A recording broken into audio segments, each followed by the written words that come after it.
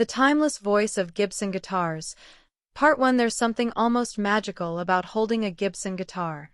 The weight of it in your hands, the smoothness of the finish, the way the wood seems to breathe with decades of heritage.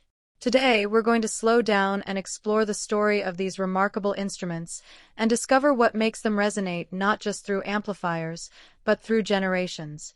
Our story begins in Kalamazoo, Michigan, in 1902. Orville Gibson, a quiet craftsman with calloused hands and an innovative mind, had a vision. He didn't just want to make guitars. He wanted to reimagine them entirely. While other makers were content with flat-topped instruments, Orville looked to the violin makers of old Europe for inspiration. He carved tops and backs with gentle arches, believing that this curvature would allow the wood to vibrate more freely, more beautifully. His mandolins and guitars weren't just tools for making music. They were sculptures that sang. In those early days, the Gibson workshop was a place of sawdust and sunlight. Craftsmen would select each piece of wood carefully, running their fingers along the grain, feeling for that perfect resonance. Spruce for the tops, maple for the backs and sides. Every choice mattered. Every detail contributed to the voice the instrument would eventually find. By the 1930s, Gibson had established itself as an innovator. The company introduced the L5, an arch-top guitar that would become the choice of jazz musicians across America. Picture a smoky club in New York City, dim lights catching the glow of a honey-blonde L5 as a guitarist coaxes out warm, mellow chords.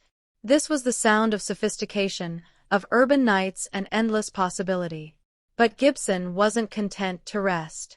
In 1952, they introduced something that would change music forever, the Les Paul. Named after the pioneering musician and inventor who collaborated on its design, the Les Paul was Gibson's answer to the solid-body electric revolution. With its single cutaway body carved from mahogany and topped with figured maple, the Les Paul was heavier than its competitors.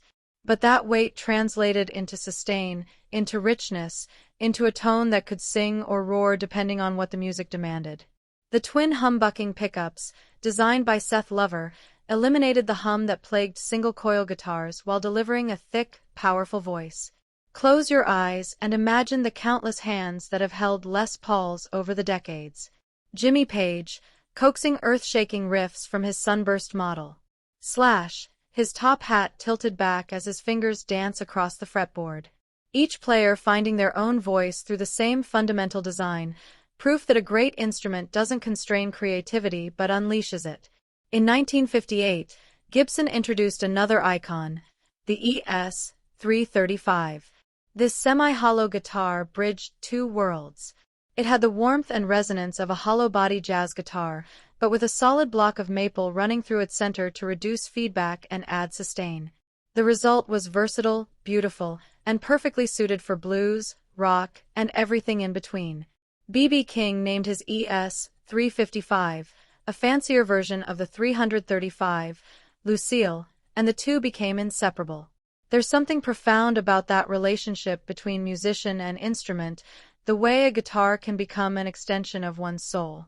What makes a Gibson special isn't just one thing. It's the cumulative effect of countless careful decisions.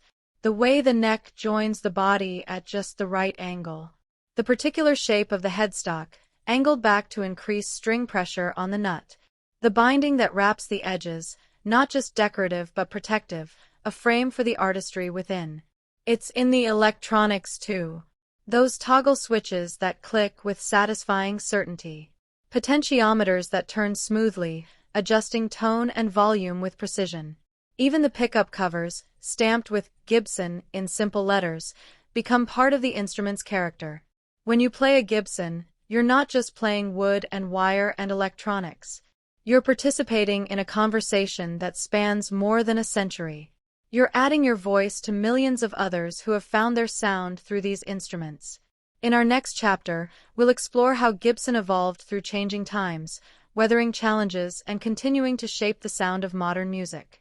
We'll visit the craftsmen who build these guitars today and discover how tradition and innovation continue to dance together in perfect harmony. For now, take a moment to appreciate the artistry that goes into every curve, every joint, every carefully wound pickup. These aren't just guitars. They're time machines. They're storytellers. They're the wooden vessels that carry human emotion into the air, turning feeling into sound, silence into song.